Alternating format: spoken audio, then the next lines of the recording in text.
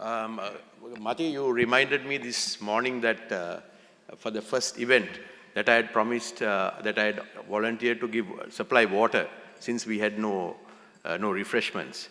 However, if it was today, I would have maybe offered beer because I think beer is now cheaper than and ginger beer. I hope the Prime Minister heard that.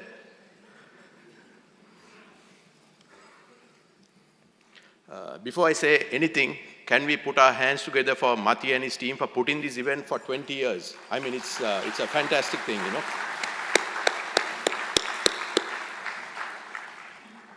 Good evening, Venerable Sir, the Prime Minister, Honorable John Amaratunga and other ministers, Mati and Glenda. Thank you very much for giving me this opportunity. In fact, Mati met me about 3-4 weeks ago and said, can you come and say how we started this ranking program? So I said, sure, I'll explain how we did it and how it has progressed and what changes are really required. In 1996, I was actually working at Pan Asia Bank, and it was just after the bomb. And Mati came to me and said, look, you know, we need to do something big for business today. So I said, why don't we identify the top 10 business leaders in the country? He said, no, that's going to lead to a controversy. Let's do something else. So I said, then let's do the Business Today top 10. And so I said, give me about a week, I'll come back with a proposal.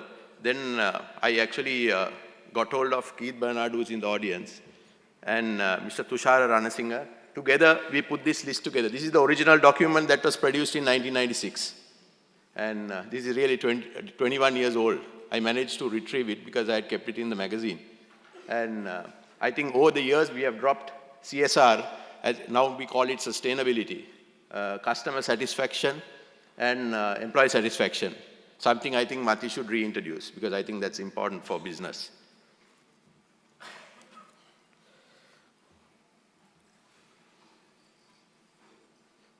Can we have the next slide?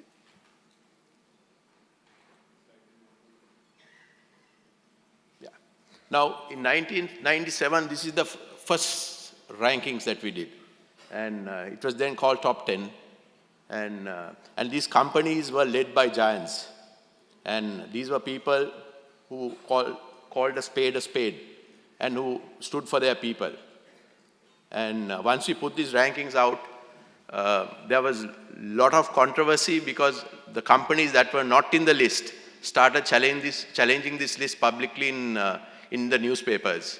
And for me, I was a very young person at that time, and I was very worried, and I was looking to bail out. And then Mati told me, no, don't worry, we'll fight this out. And Mr. Manilal Fernando, who was a lawyer at that time, or who still continues to practice, actually came to our assistance. And can we have the next one?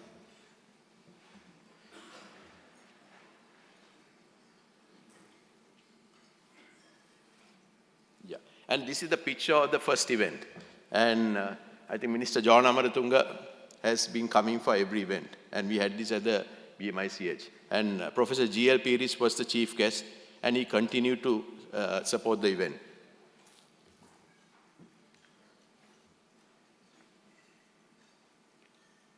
Yeah, and this was the next year, and the event looked a little bit better. And I think Mati had invested a little bit more.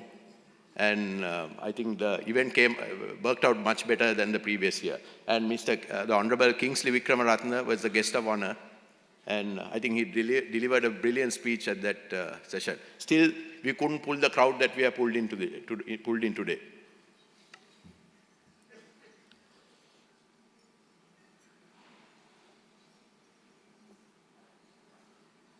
Yeah.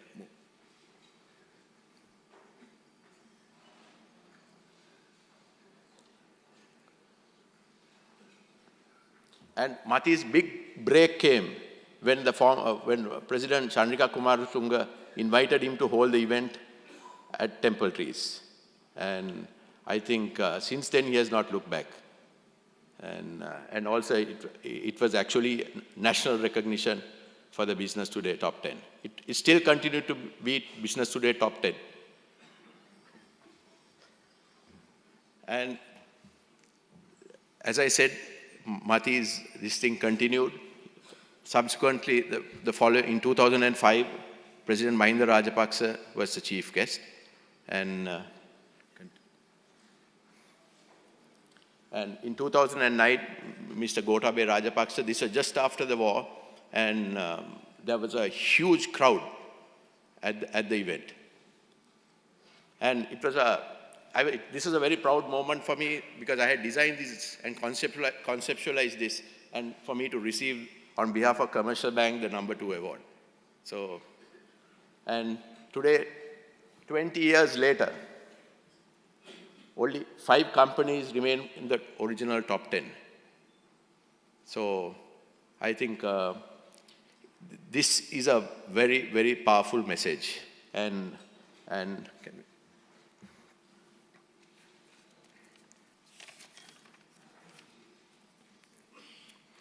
my last slide is actually, there's a lot of learning in this Business Today awards. For example, Mr. Prime Minister, the Business Today has lived through 20 years and lived through 4 governments. And there's a lot of leadership lessons in this whole exercise. And to me, the first one, I picked on just 3 because I thought this is a business audience and it might be worthwhile elaborating and talking about it. For Mati, I think he demonstrated very clearly change or perish. And it was, I think, Jack Welch who said that when the rate of change inside exceeds the rate of change inside, the end is in sight. And when Mati realized that the 10 was losing ground, he made it 20.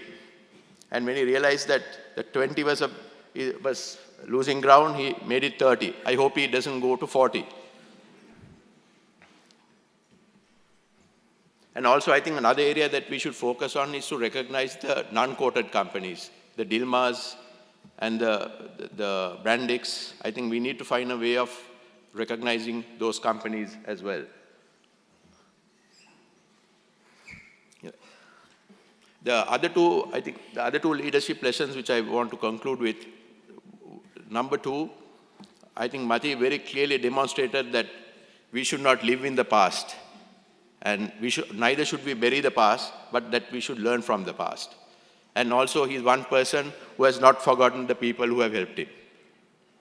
And finally, I think the most important lesson for me is that he clearly demonstrated that before we are red, blue, or green, that we are all Sri Lankan. And to me, that's a very powerful message. So congratulations, Mati, once again, for an excellent job, and please continue to do what you are doing. Thank you.